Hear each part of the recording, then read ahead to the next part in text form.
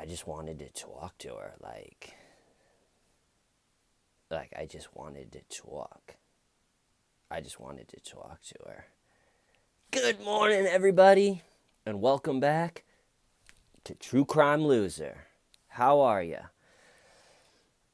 Happy Monday. So today we're diving in to George Huguely the Third. The third. And real quick before we get into that story, this is a bit of a interesting week here on True Crime Loser because Wednesday, my girlfriend and I are flying out of town to beautiful Mesa, Arizona. I think I got some people in Arizona, right? But we're going to Arizona because it's my grandma's 90th birthday on Sunday. Grandma Loser turns 90 on Sunday. And it's my dad's mom. And so the whole family, my dad has 3 brothers. There's 4 of them. So all the brothers and all the families and all the cousins and everything are going to Mesa, Arizona. We're throwing a big party for Grandma. We're going to eat crazy food. My Aunt Jane is an amazing cook. And it's going to be great. I'm excited. I really like my dad's side of the family. The brothers, they're all just hilarious. It's a good time. So the plan, if everything goes right, is do the background information for George Huguely III today. People that haven't watched the interrogation, which I will link in the description, people that haven't watched the interrogation can watch that tonight. And then tomorrow and Tuesday, Wednesday, we'll go over the interrogation. Finish her up on Wednesday, hopefully. And then I'm out in Arizona Wednesday, Thursday, Friday, Saturday, Sunday. We come back on Sunday. And then hopefully, if I'm not too tired, we'll hit the ground running again on Monday. So that's the plan. I picked Huguely, one, because I think it's a really interesting story and interrogation, but also I was trying to pick one that I thought would be a 3-day event. Like I was looking at doing Michael Dunn next, but that one with he gets on the stand and with all of those appearances in court and stuff, I think it's a huge one. So I went with Huguely. It can be a tough interrogation to watch for a lot of people because he says even more than old Chrissy Poo did. He's like the Mozart of just like, I wanted to talk. Just wanted to talk. He is one horrifying surfer bro. Just a spoiled, rotten kid. But yeah, we'll get into it. Then another thing pretty exciting is I was emailing last night with another true crime YouTuber that you guys might know. Real good true crime YouTuber, but never learned how to swim. But we were emailing last night, and we, I think, have some pretty cool things planned for everybody. So, with that, let's get into this. Just wanted to talk. All right, so George Huguely. If you were to listen to George Huguely talk, George Huguely III, if you were to listen to him talk, you're like, what is this guy from the Valley in LA? Or like San Francisco? Like, dude, the pizza, bro, tight. He talks like a Valley girl. And so I looked it up just 5 minutes ago, thinking like, is this guy from like San Francisco or LA or where is this guy from? Well, he grew up in Washington, D.C. So to grow up, you got a trust fund if you grow up in the Washington, D.C. and you're just like, dude, like, I just wanted to talk. I really don't know how he ended up with the accent that he does, but he can use the word like really we've never seen before. And so he's growing He's growing up in D.C., very rich. I think he's a trust funder. I think his dad owns some huge furniture company. But anyway, so he's this spoiled kid. He had a yacht. His parents had a yacht. when he was growing up. If your parents have a yacht, it's gonna be hard to have a good life. I feel like if you're already as a kid, you're just sitting on a yacht. How do you follow that up? How does it possibly get better if you're already on a yacht when you're just 15? Like, this is normal. This is normal to me. You got to build, you know? Um, and on top of just being a spoiled trust funder, he also was a star athlete, which it's like the town I grew up in. The star athletes are just surrounded by yes people, and he was a star quarterback of the football team and star whatever. I don't even know what the positions are on the lacrosse team. So he's this good athlete, quarterback. Whew. I'm Huguely the third. And they say star athletes in high school can almost become famous, not outside of the little bubble that they're in, but they can become famous in the sense of they're the star quarterback. Everyone, watches them.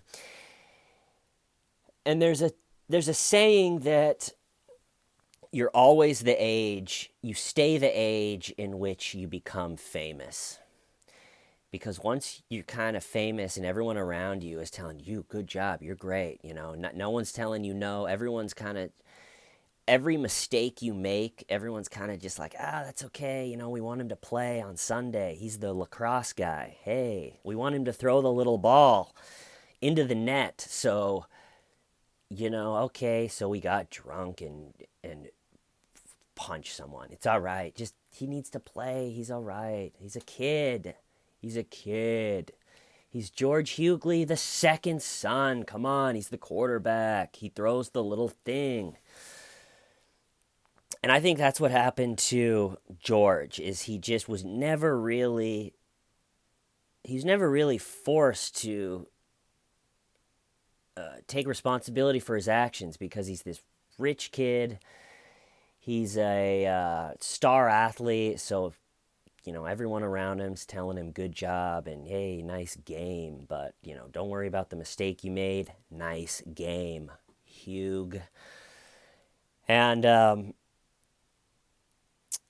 and he just has a very, I think, successful sports high school career, very popular, very privileged, rich, hanging out on yachts. There's a story I found where this kind of shows the way his personality is. So he was hanging out on his yacht with his parents and, friends and stuff, and he throws a fit. There's yelling, there's arguing, and then he jumps off the yacht they're in like way out in the ocean. He just like, I'm the third, and he just jumps off the yacht and he swims away, just being like, I'm leaving.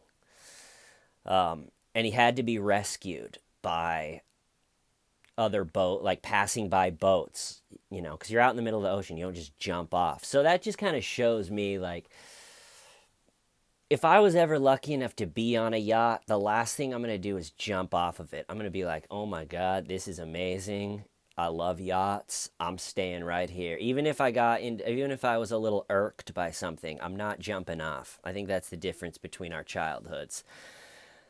My childhood was, if you're lucky enough to be on a yacht, you don't jump off. Childhood. And so Huguely is just, you get it. He's just the star athlete. And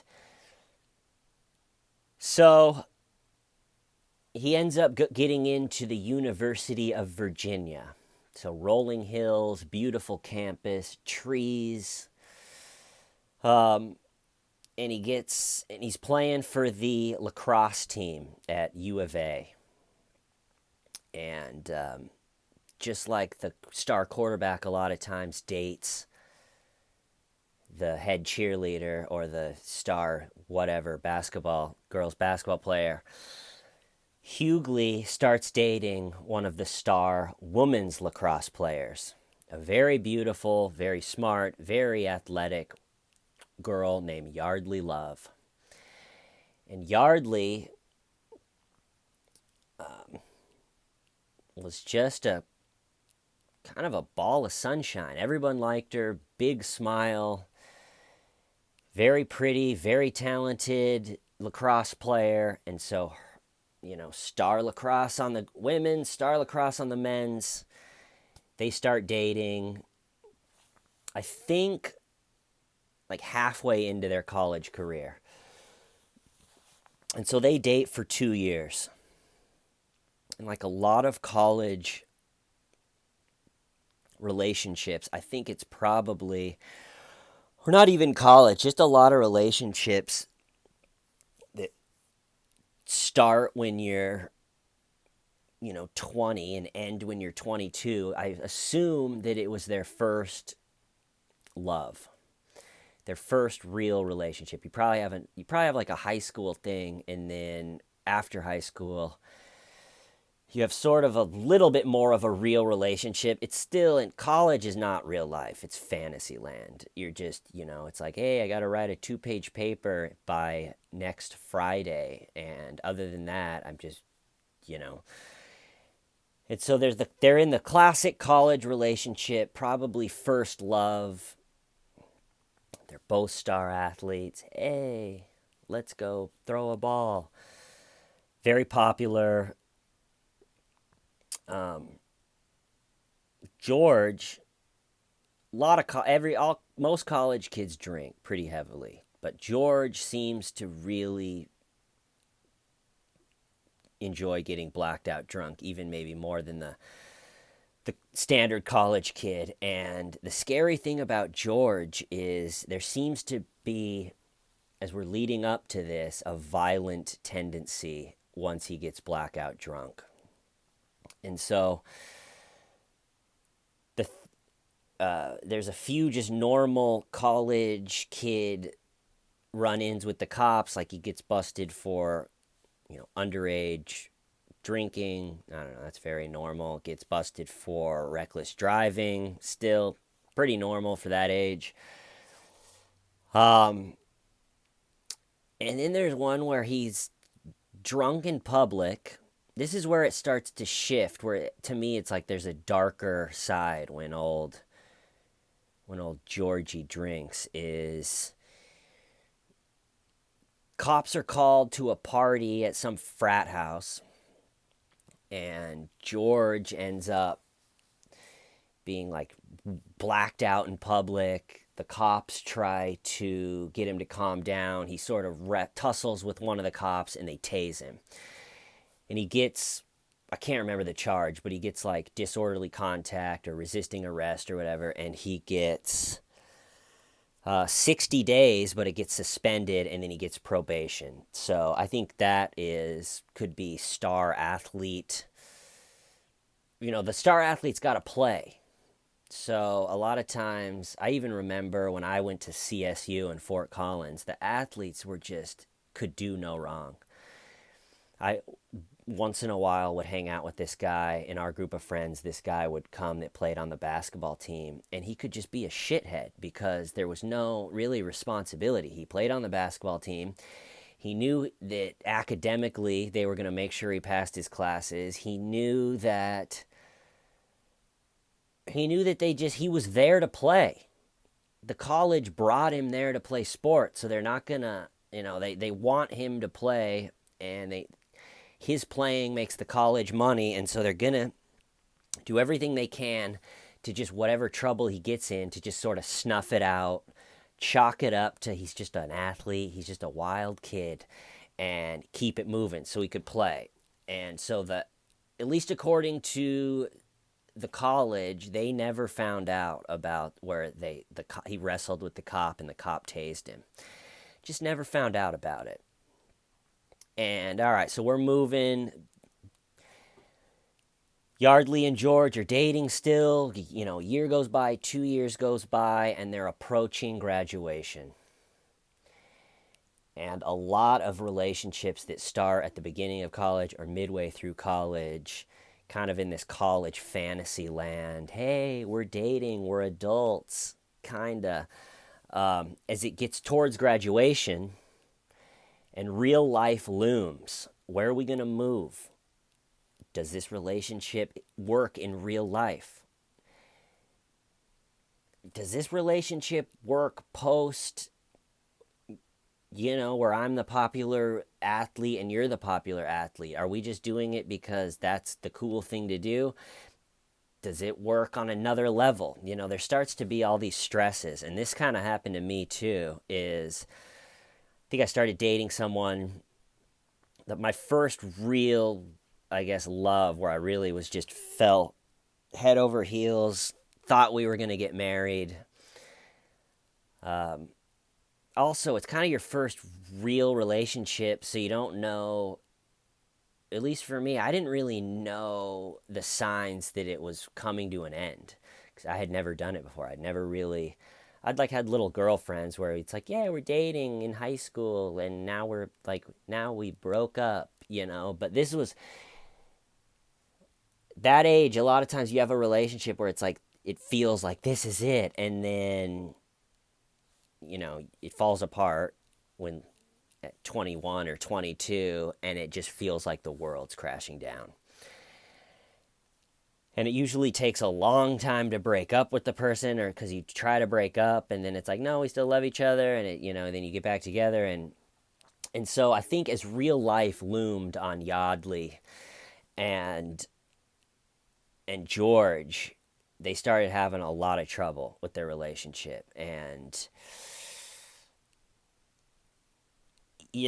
so they would break up and then one of them would hook up with someone else, and then they would get back together, or they would, they'd be broken up, but they would say, let's talk about it. And it's just a nightmare. And so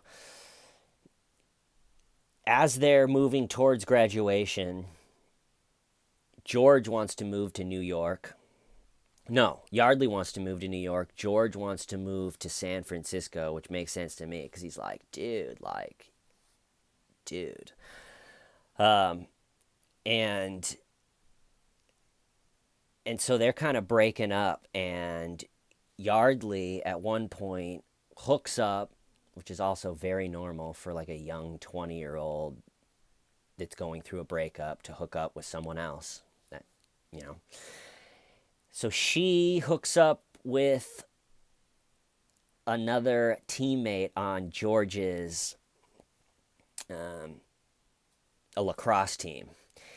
And George, the next time he's wasted and sees the guy, beats the crap out of the guy to the point where the guy has to get a CT scan to see if his head's okay. And so that, again, is a huge warning sign that when George Huguely III drinks and gets blacked out, he gets violent and is capable of really hurting somebody. And so there's that incident. And really, I don't know if he even gets charged with that, or if he does, it sort of just gets the same thing, deferred sentence and slap on the wrist, let's keep him playing. At this point, the lacrosse team at UVA, the men's, was rated #1 in the country. So this is a very respected lacrosse school. He's one of the star players. He's playing. The colleges are going to make sure he plays. And the women's team is ranked #6 in the country. And so as their relationship disintegrates, and they're young, so they don't really know, my theory is they just have probably never had a relationship fall apart before, so it's not really going well. And at some point, still, the year is winding down. At some point, Yardley goes out of town to another city that has a city college party, and she sleeps with another guy. And this shows you kind of where they're at in their relationship. She texts George saying, I slept with this other guy. I'm glad I did, So it's just, their relationship is just getting toxic at that point. They probably still like each other, but they know it's not going to work. They also have these exploding fights, and they also have where they want to, tell the other person, like, I hooked up with someone else and I'm happy I did. So she hooks up with someone else. I'm sure it killed George to hear that. No one likes to get a text from the girl you're trying to get over, and just her being like, hey, I banged another dude. Um, he's probably in his spoiled life maybe even never taken a loss like that before, never taken a feeling where it's like, yep, she's gone, you lost Yardley, she's with someone else, you got to deal with it. Um, some of these kids that come out, there's like another story about the same type of thing as this young, really sort of rich, never been told no in his life kid was dating his high school sweetheart. They went away to freshman year of college. She broke up with him, and then when they're all back for Christmas or something, he went in with a gun and shot up the party just because he was just jealous and heartbroken. So if you've never been told no in your life, that first relationship where someone's like, I'm breaking up with you, I don't want to be with you anymore, that first no can be like, wait, but what do you mean no? I've always been able to get what I want, and so what do you mean no? And so their relationship is getting toxic. So she sleeps with another guy, comes back into the town, Virginia, where they are in Charlottesville, and on a Wednesday night, they're all, drinking at some bar or something, and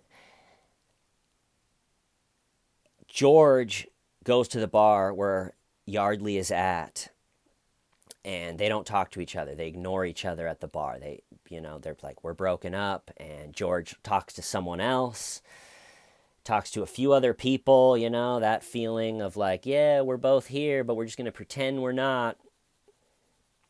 And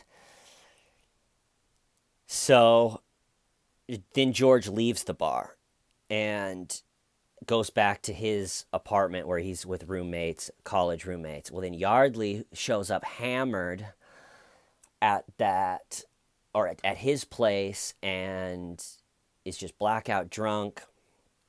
She's like, how could you not acknowledge me or something? And is kind of like drunkenly punching him.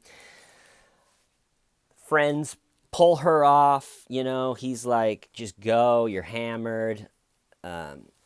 And it's not pretty. And also during this time, their friends, both Yardley's friends and Huguely's friends, said they had a physical type relationship when they did get drunk. There was some pushing and some smacking, and everyone was a little bit nervous about it at times. Like, is that all right? Did they, do that? But it was like, yeah, they're athletes and they're physical and they're strong people, and no one really said anything about it. No one raised red flags like, hey, when Yardley and George's relationship kind of gets physical from time to time, especially when they drink. But it was this feeling of like, yeah, it's fine. It's just college. Everything's fine. They're drinking. And so that Wednesday, that happens. So they're broken up, but they're still, there's obviously feelings there and jealousy there, and, All right, well, that's Sunday. So Wednesday, Thursday, Friday, Saturday, Sunday goes by. And Sunday, George Huguely plays a father-son golf tournament with his dad in the morning. And I think that takes like 4 or 5 hours to play that golf tournament. So then at 5, they go out and have dinner and drinks. George says in the interrogation that he was drinking the whole golf tournament for 4 hours, and then they go out for dinner around 5 and have a couple more drinks, and then they hit a bar on the way home and have a couple more drinks, and then he goes home for a while and has a couple beers, and then he goes to the bar again and has some drinks, and then he decides he wants to go and talk to Yardley, which if you have a friend that's going through a hard breakup and you can tell it's tough on them and they drink all day and are blackout drunk and then they decide that's when they want to go, you got to stop them. It never turns out well. So he decides he wants to go talk to Yardley. So he walks over to her place, and to hear him tell this story in the interrogation is pretty unbelievably delusional compared to what actually happened. So he, in his story, he's like, yeah, like I just wanted to talk to her. It's like I needed to talk. We needed to talk about this. I needed to talk about this. You know, she came over Wednesday and we needed to talk about this. And so he goes over there, and in his words is the front door was open, and then the door to her bedroom was locked.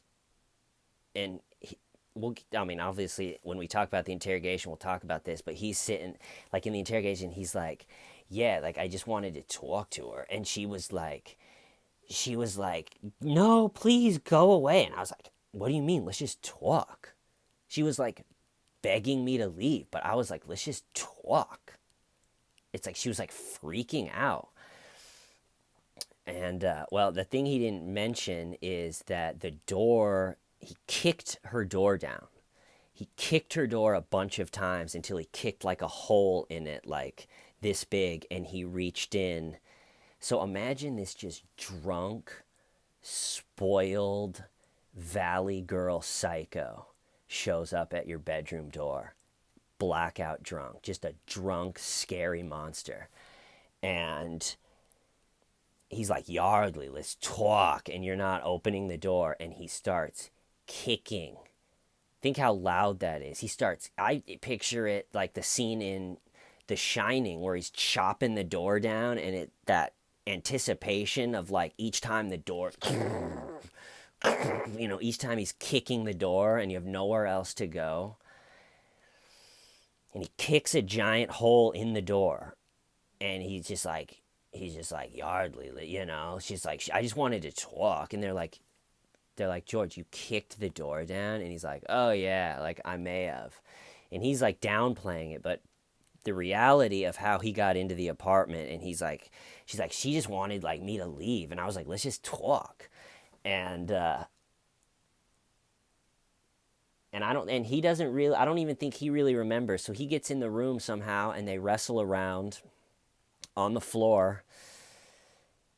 And in his words, they wrestle around on the floor for a little bit. He's trying to get her to talk. And then at one point he realizes that it's going nowhere and they're just both drunk or something. And so in his words is he just like, fine. And he just pushes her on the bed and says, go to bed. And he walks out and goes home and passes out. And then the next morning, the cops bring him in for questioning. Well, Yardley ended up dying from the injuries that she sustained while they wrestled around or had their little run-in. But one of the interesting parts of this whole thing is,